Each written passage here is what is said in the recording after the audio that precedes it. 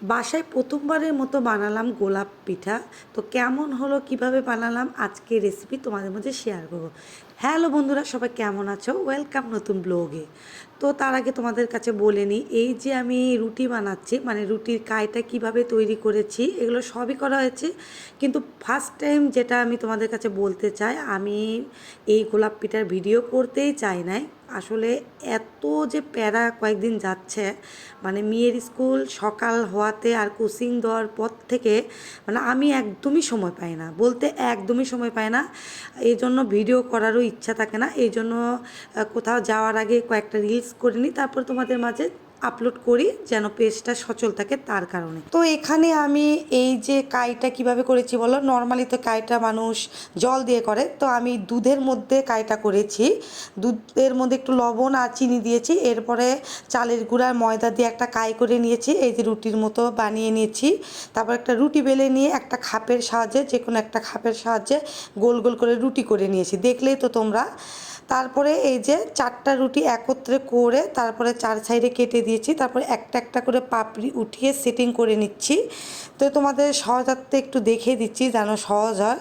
তো আমার চাইতে আরও অনেকে হয়তো ভালো গোলাপ ফুলের পিঠা বানাতে পারে, কিন্তু আমি ফার্স্ট টাইম বানালাম, আর ফার্স্ট টাইমেই কিন্তু অনেক সুন্দর হয়েছে। তোমরা দেখলেই বুঝতে পারবে, দেখো তো গোলাপটা কত সুন্দর হয়েছে না, একদম ফুটন্ত গোলাপের মতো লাগছে। তো এভাবে বানাতে বানাতে অনেকগুলোই বানিয়েছি। আরও অনেক গোলাপ পিঠা বানাতে পারতাম, কিন্তু আসলে কাজকর্ম করতে ভালো লাগছিল না।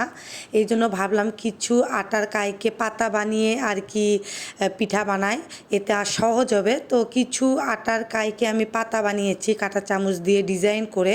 কিন্তু এভাবে না বানানোই ভালো, কারণ এভাবে বানালে পিঠার ভিতরে একটু রস কম যায়, মানে পিঠা একটু শক্ত হয়। আর গোলাপ ফুলের পিঠাগুলো এত সুন্দর সফট নরম হয়, আর দুধে দিলে কিন্তু আরও মনে করো মিলিয়ে যায় মুখের সাথে, খেতে ভালো লাগে।